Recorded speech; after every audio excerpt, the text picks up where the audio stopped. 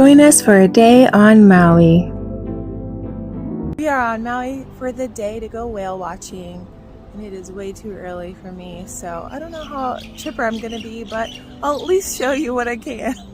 Oh, and Jim said on the way over here he saw whales jumping in the ocean, so I have a feeling we're gonna have a lot of activity today. Every spring, Jim and I hop over to Maui to see the whales. They travel from Alaska to Hawaii to mate and give birth. That car is this car? Yeah. It's like a video game. Ooh, watch out for that turtle.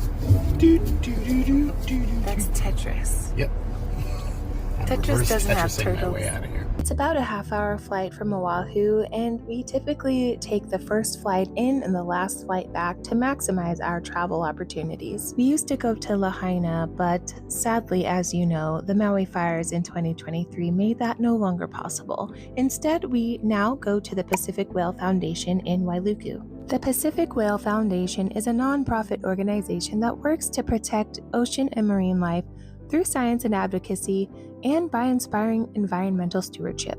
The organization's commitment to protecting marine life includes hosting harbor cleanups, reef cleanup dives, encouraging locals to adopt the beach, and they even have a marine debris rapid response team.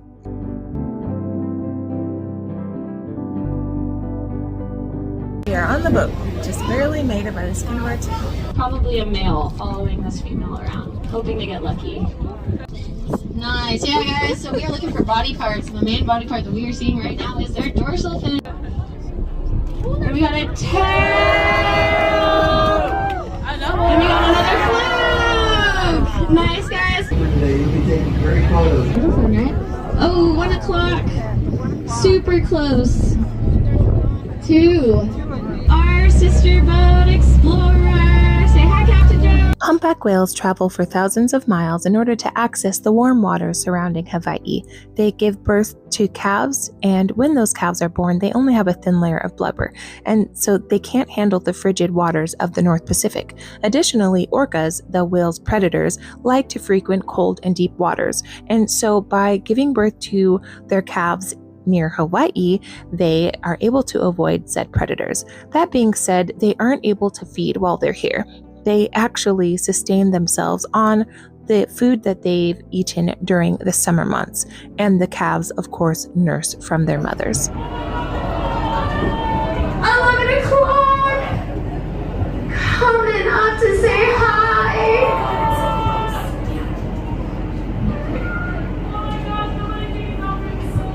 Someone take a selfie with the whale. Look at those wings. Wow. Those fins.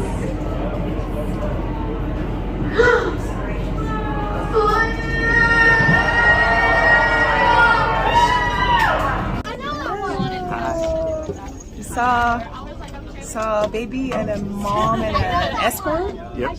And probably Gigolo. Okay, sorry. I tell the story. 12 o'clock.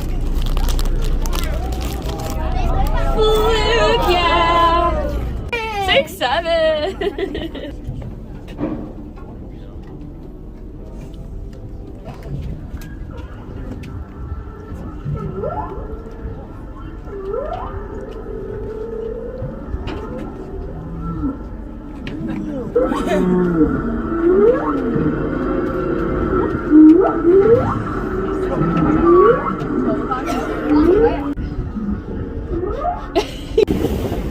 Never happened. 11 o'clock, guys. 11 o'clock.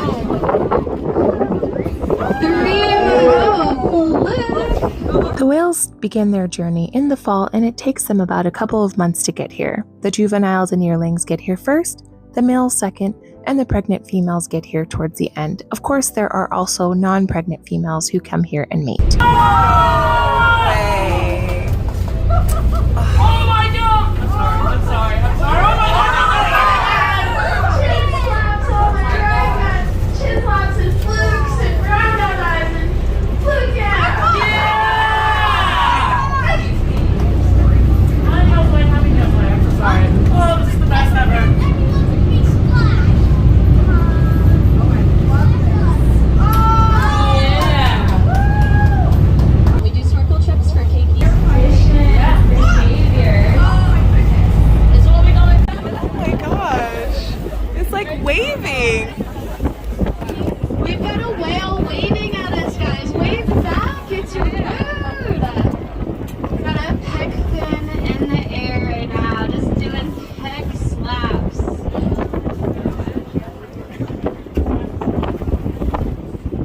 Not only does the Pacific Whale Foundation teach you all about whales while you're taking one of their tours, but they offer keiki camps as well, encouraging children through hands-on science lessons, team-building games, expressive crafts, and daily nature-based field trips.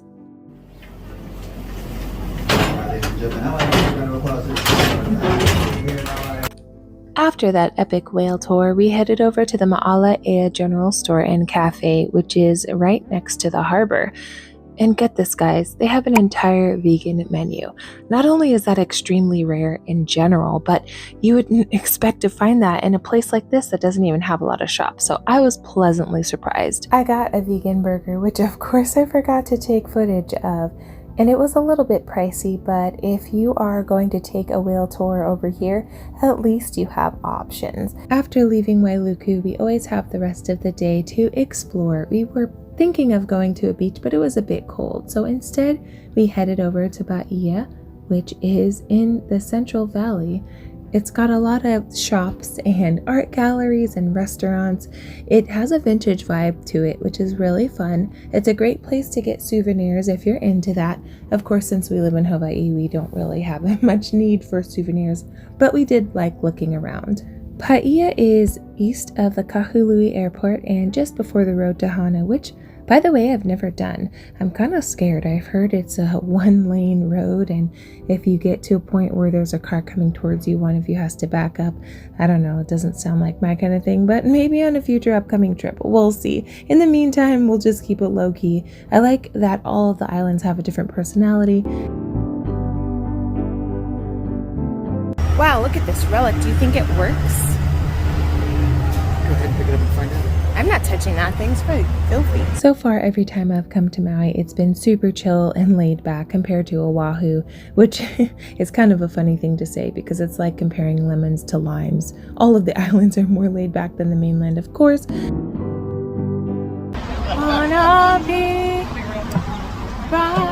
But of all the islands, Oahu is the most crowded, and so you're going to get the most action there, whereas the other islands are a lot more laid back. Some fun facts you may not know about Maui is it is the second largest Hawaiian island, after the Big Island, of course.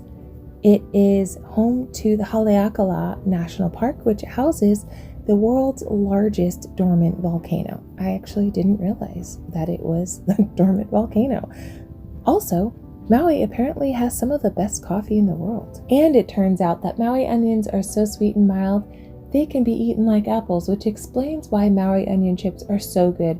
I wish they were vegan. If the company that makes those is listening, please make a vegan version. I will buy your entire inventory.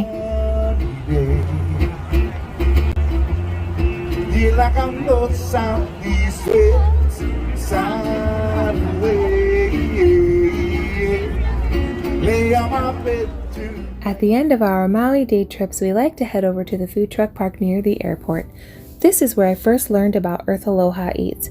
Sadly, however, they no longer are at this location. They do have a food truck now in the food truck park in Waikiki on Oahu. I thought they would keep both locations, but alas, no such luck. Fortunately, Jim found this Thai food truck that had a vegan option, and hey, if there's only going to be one option for me, at least let it be good, and this definitely was. We made it onto the tram.